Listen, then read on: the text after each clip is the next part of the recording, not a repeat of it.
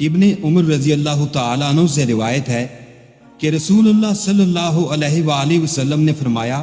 مجھے اللہ کی طرف سے حکم دیا گیا ہے کہ لوگوں سے جنگ کروں اس وقت تک کہ وہ اس بات کا اقرار کر لیں کہ اللہ کے سوا کوئی معبود نہیں ہے،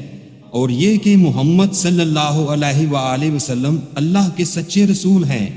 اور نماز ادا کرنے لگیں اور زکوٰۃ دیں۔ جس وقت وہ یہ کرنے لگیں گے تو مجھ سے اپنے جان و مال کو محفوظ کر لیں گے،